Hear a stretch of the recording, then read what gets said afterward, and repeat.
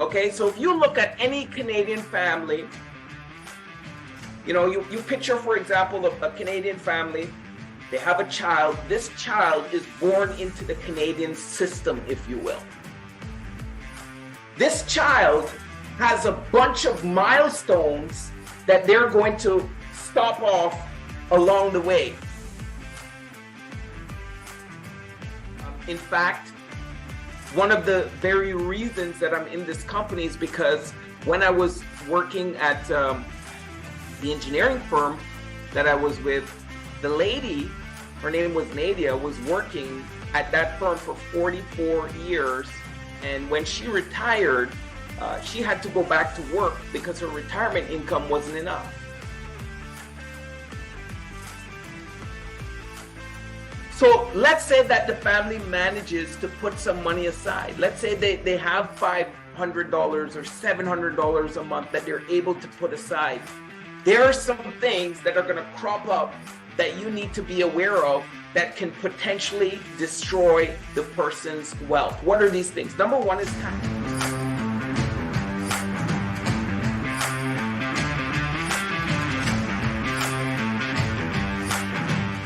All right. Let me read something for you here. Let me read something for you. It says, the habit of saving is itself an education. It fosters every virtue, teaches self-denial, cultivates the sense of order, trains to forethought, and so broadens the mind. Okay? We're going to talk a lot today about savings. Write this down on the top of your page. Savings. Okay, we're going to talk a lot about savings and how we can make that happen.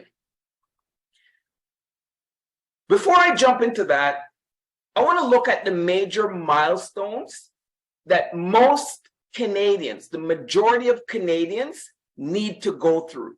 Okay, so if you look at any Canadian family, you picture, for example, a Canadian family, they have a child. This child is born into the Canadian system, if you will.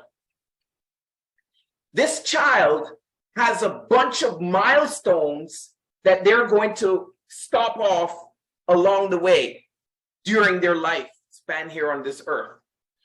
Let's look at these milestones, some of the things that they go through, right? So just imagine a brand new baby born today, all right? Age 0 or 1 day old, born today.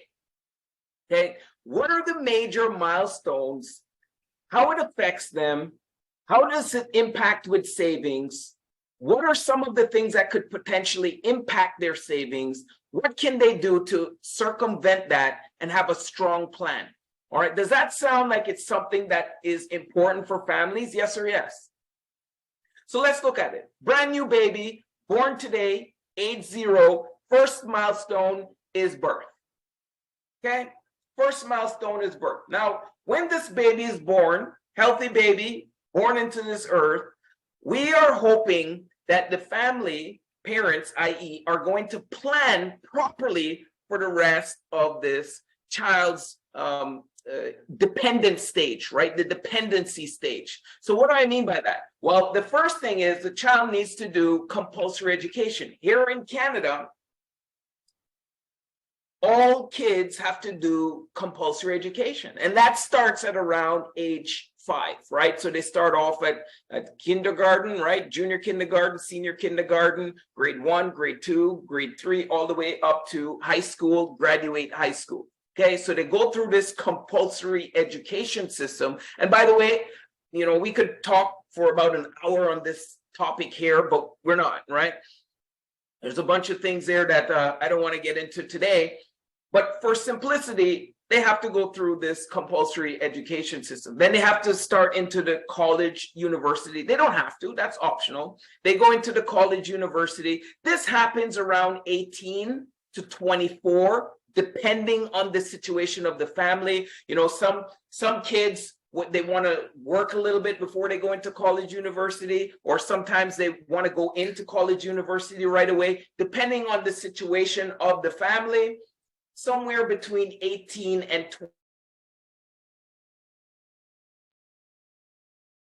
24 is typically when they're starting college or university. Then, depending on their plan and how long it takes for them to actually find a job, which is becoming increasingly more difficult in today's economy. Yes or yes, right? Have you noticed it's becoming very, very difficult for people to find a job in their field of study, right? So sometimes they have to take menial jobs before they start their career job, because the workforce is saying you don't have any experience, so I can't give you a job. Go get some experience. But the person doesn't have experience, so they can't get the job. They can't get a job because they don't have experience. And it's just like this endless cycle, right?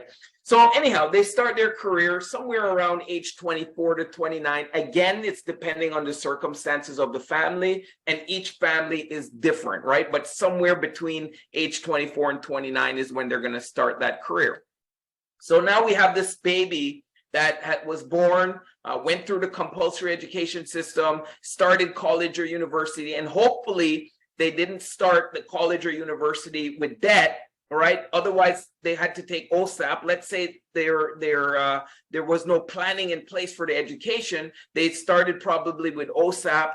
I read an interesting stat. It takes 9 to 15 years to pay off that OSAP loan. So when they start in their career in number 4, what's going to happen? They start in the debt. They start in the hole. Okay. They start the career in their hole. So 9 to 15 years after age 24 to 29, they're still paying off this debt, right? Then what happens? They want to purchase a home. So they get into more debt, okay? They need a down payment. They need to get the mortgage.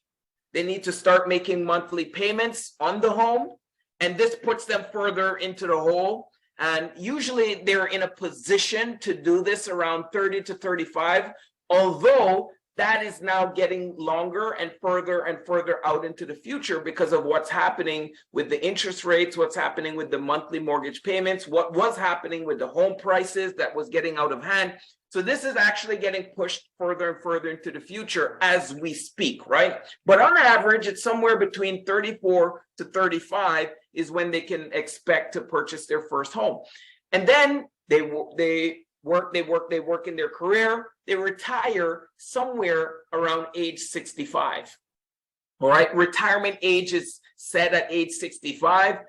Many families that are working cannot retire at age 65. It's unfortunate. They have to work after age 65.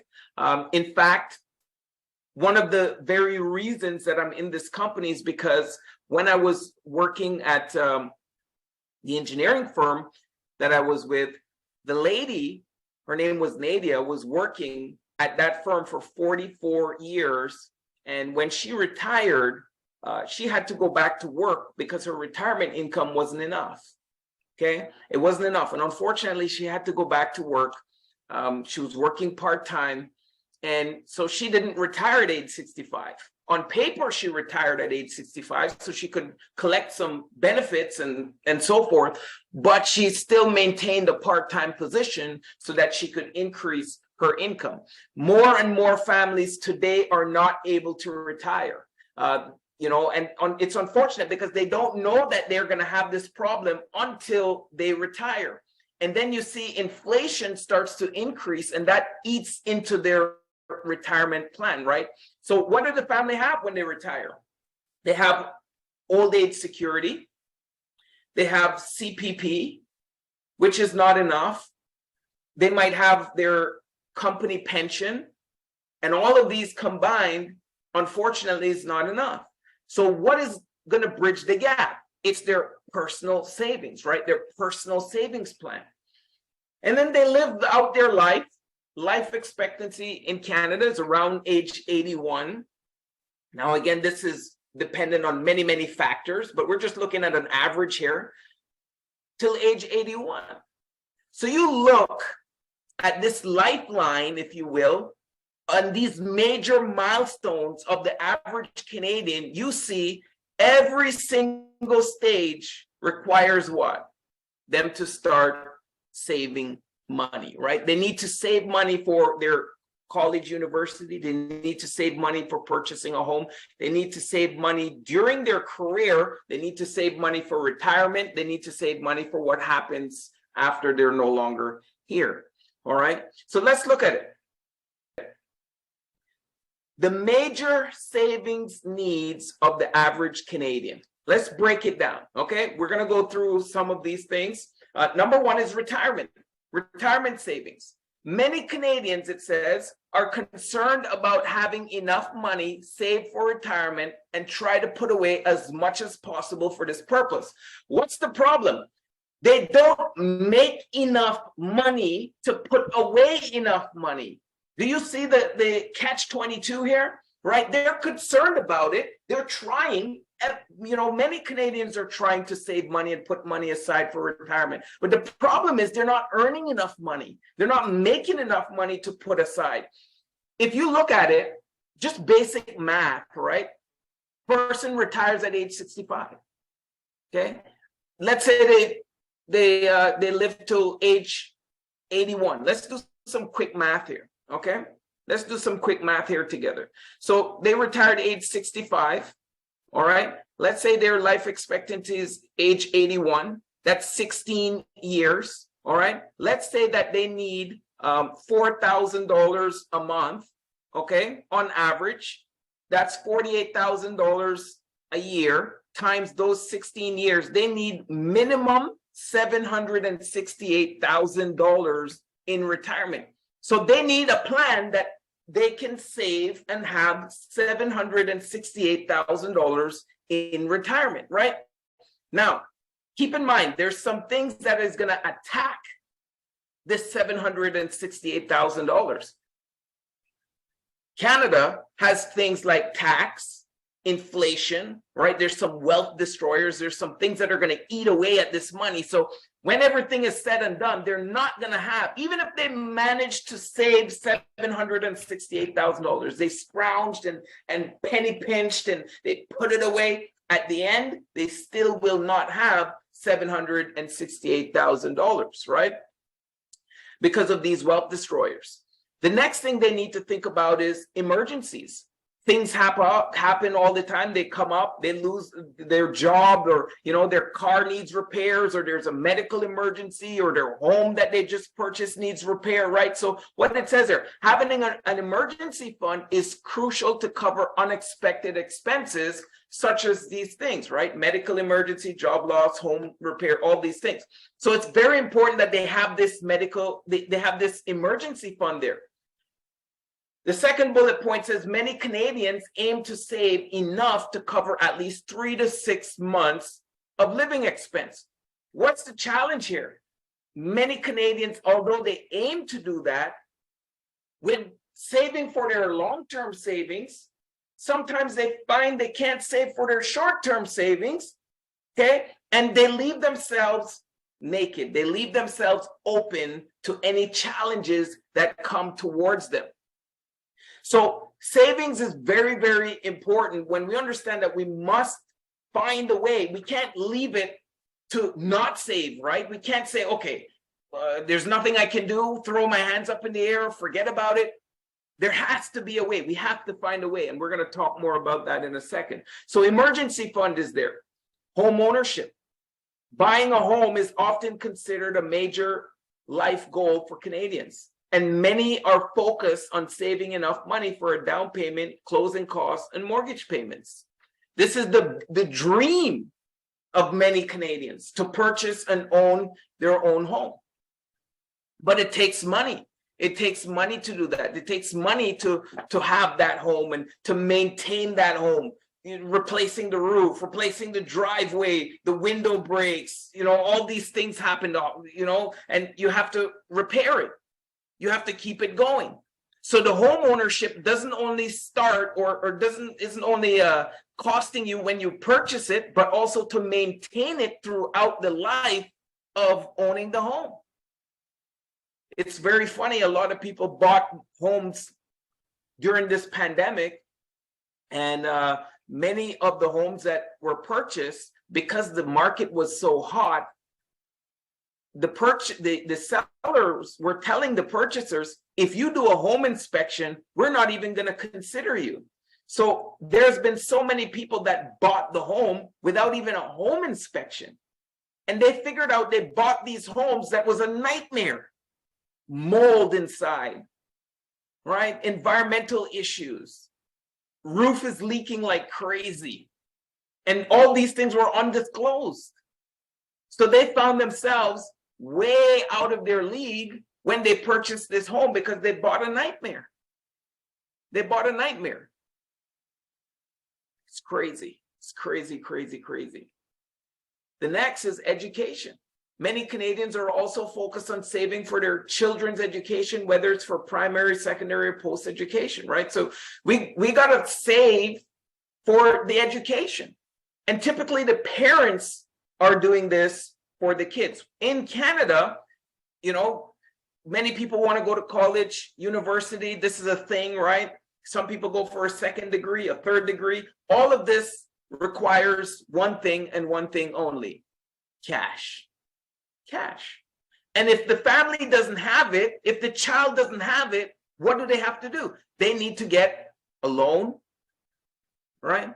OSAP from the government, and they need to pay that back. This is the loan that I said takes around 9 to 15 years to pay it back. So by the time the person's ready to you know, once they finish working or they start working, 9 to 15 years in their career, it's bogging on them when they want to purchase a home, right?